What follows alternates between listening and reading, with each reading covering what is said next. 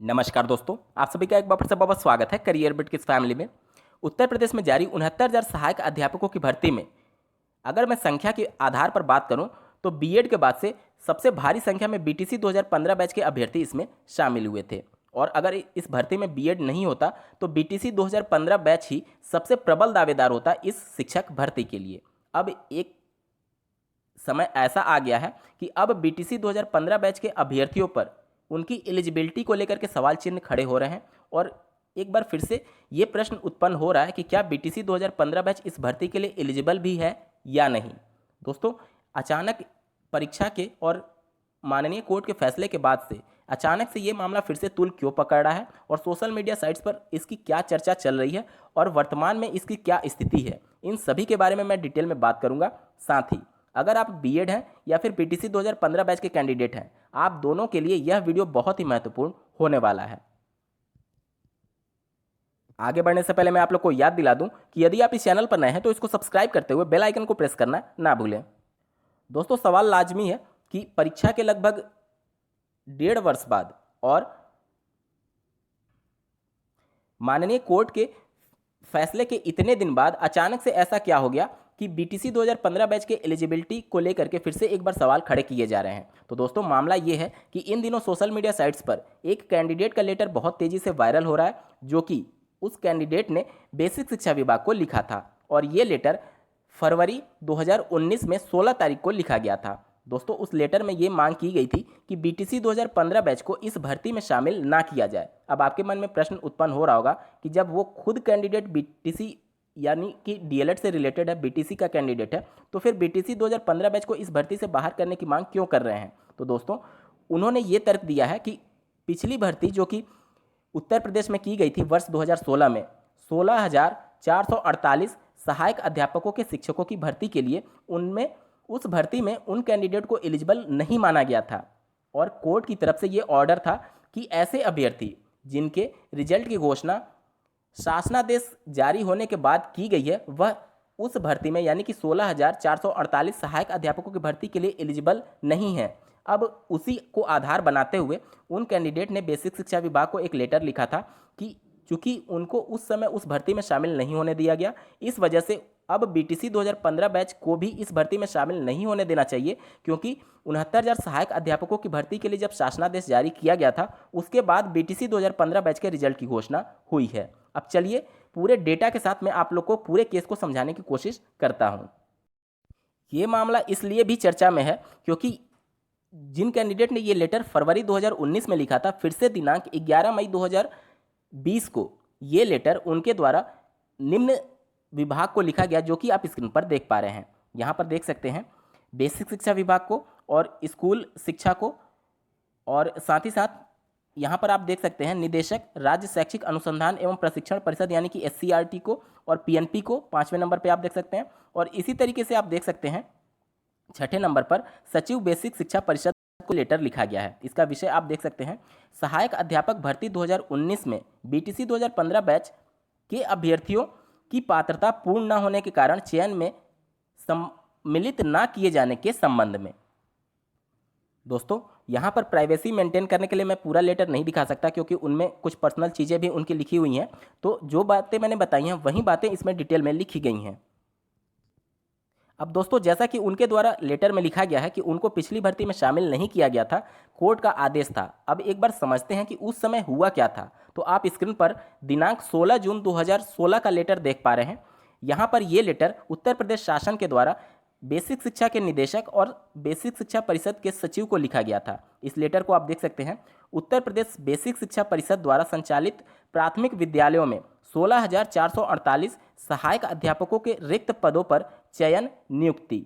यहाँ पर आप देख सकते हैं जिस भर्ती के बारे में उन्होंने बात किया था 16,448, उसी के बारे में ये शासनादेश जारी किया गया था। और यहाँ पर आप पूरा पढ़ सकते हैं, इसमें वही बातें लिखी गई हैं कि माननीय कोर्ट ने आदेशित किया है कि चूंकि शासनादेश जारी होने के पहले ही ऐसे अभ्यर्थी जो कि सभी मानक अर्हताओं को कंप्लीट करते हैं वहीं शिक्षक भर्ती में बैठने के लिए एलिजिबल हैं, और माननीय कोर्ट ने जो टिप्पणी की थी वह आप देख सकते हैं, यहाँ पर थोड़ा ब्लर है जिसकी वजह से पढ़ना थोड़ा मुश्किल हो रहा है। यहाँ पर आप जो देख सकते हैं 2 लाइन इंग्लिश में जो लिखी गई है, यही बात माननीय कोर्ट के द्वारा दिनांक 18 अप्रैल 2016 को एक याचिका की सुनवाई करते हुए उनके द्वारा दिया गया था। अब यहाँ पर चौथा पॉइंट इस लेटर का बहुत ही महत्वपूर्ण हो जाता है। आप देख सकते हैं शासनादेश में स्पष्ट लिखा है, अतः उपरोक्त चयन में आवेदन हेतु अभ्यर्थी की न्यूनतम शैक्षिक प्रशिक्षण, यहाँ पर ध्यान दीजिए शैक्षिक और प्रशिक्षण दोनों लिखा गया। शैक्षिक का मतलब आपने जो एकेडमिक रिकॉर्ड आपके पहले के हैं, और प्रशिक्षण मतलब अगर आप बीएड या फिर बीटीसी करें तो उसको प्रशिक्षण बोलते हैं। हर शासनादेश निर्गत होने की तिथि को पूर्ण होनी चाहिए, यानी कि जिस दिन गवर्नमेंट ऑर्डर जीओ जारी हो रहा है उस दिन तक आपके पास बीएड बीटीसी या फिर आपके एकेडमिक रिकॉर्ड सभी कंप्लीट होने चाहिए। तो इसी शासनादेश के अनुसार उनको उस भर्ती में, जो कि 16,448 सहायक अध्यापकों की भर्ती थी, उसमें उनको शामिल नहीं किया गया, क्योंकि उनके रिजल्ट की घोषणा शासनादेश यानी कि जब ऑफिशियल नोटिफिकेशन जारी किया गया था इस भर्ती के लिए, उसके बाद जारी की गई थी। तो इसी को आधार बनाते हुए अब उनकी मांग ये है कि बीटीसी 2015 बैच के रिजल्ट की घोषणा शासनादेश 69,000 सहायक अध्यापकों की भर्ती के जारी होने के बाद हुई है। इसी वजह से बीटीसी 2015 बैच भी इस भर्ती के लिए एलिजिबल नहीं होना चाहिए माननीय कोर्ट के पिछले फैसले के अनुसार। अब आपके मन में डाउट आ सकता है कि रिजल्ट की घोषणा और नोटिफिकेशन कब इशू हुआ था, उसकी एग्जैक्ट डेट क्या थी। तो यहाँ पर आप पीएनपी के द्वारा जो इनकी ऑफिशियल रिजल्ट घोषित की जाती है, यहाँ पर आप देख सकते हैं बीटीसी 2015 बैच के रिजल्ट घोषणा की तिथि आप देख सकते हैं। यहाँ पर स्पष्ट मेंशन किया गया है, परीक्षा फल तिथि 11/12/2018, यानी कि 11 दिसंबर 2018 को बीटीसी 2015 बैच के 4th सेमेस्टर के रिजल्ट की घोषणा की गई थी। यानी कि बीटीसी 2015 बैच का जो प्रशिक्षण है वह दिनांक 11/12/2018 को ऑफिशियली कंप्लीट हुआ था। हालांकि इसको प्रशिक्षण नहीं कहना चाहिए, क्योंकि प्रशिक्षण तो 2 ही वर्ष का होगा।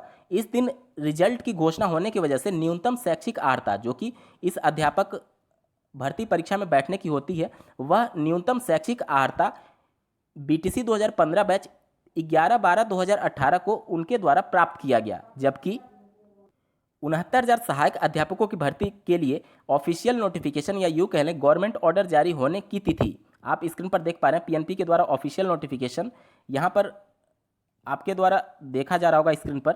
यहाँ पर देखिए 5 दिसंबर 2018 को जारी की गई थी।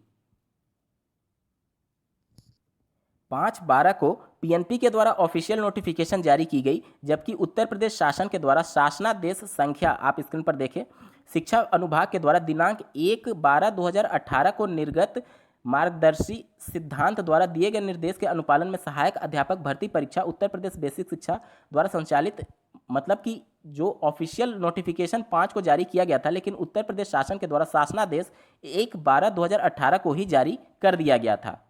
तो जिन कैंडिडेट के द्वारा ये मांग उठाई जा रही है उनके तर्क बिल्कुल सही हैं, क्योंकि बीटीसी 2015 बैच के रिजल्ट की घोषणा शासनादेश के बाद ही हुई है। तो इस आधार पर उनकी मांग ये है कि उनको भी इस भर्ती में शामिल नहीं किया जाए। अब जानते हैं कि इसकी वर्तमान स्थिति क्या है, क्योंकि एक केस 2020 में भी किया गया था बीटीसी 2015 बैच के खिलाफ। चलिए उसके बारे में भी एक बार देख लेते हैं।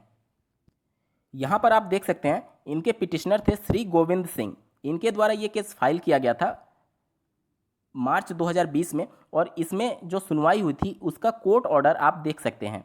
इसमें इनके द्वारा क्या मांगे थी एक बार मैं पढ़ के आपको सुना देता हूं। यहाँ पर आप देख सकते हैं, learn council for the petition submit that the result of BTC examination 2015 was declared on 12/12/2018 while the advertisement in question was made on 5/12/2018. As such, the candidate who passed BTC examination 2015 do not have the required educational qualification as on the date of advertisement. Therefore, such candidate can not be considered in the aforesaid recruitment. इसका अर्थ ये हुआ कि इनकी भी यही मांग है कि बीटीसी 2015 बैच के रिजल्ट की घोषणा 12/12/2018 को होती, यानी कि दिसंबर में 11-12 तारीख को इनके रिजल्ट की घोषणा हुई थी, जबकि शासनादेश 5/12/2018 को ही जारी कर दिया गया था। तो पिछली जो डिसीजन माननीय कोर्ट के द्वारा दिए गए थे उस आधार पर इनको भी इस भर्ती में शामिल नहीं किया जाना चाहिए। और इस कोर्ट ऑर्डर की डेट आप देख सकते हैं, दिनांक 6 मार्च 2020 को ये कोर्ट ऑर्डर जारी किया गया था। और इस केस की वर्तमान स्थिति के बारे में जानने के लिए आप देख सकते हैं, put up in this additional cause list और 23 मार्च 2020 को इसको एडिशनल कॉज लिस्ट में लिस्ट करने की बात कही गई थी माननीय कोर्ट के द्वारा। माननीय इलाहाबाद हाई कोर्ट की ऑफिशियल वेबसाइट पर इस केस की वर्तमान स्थिति को आप देख पा रहे होंगे।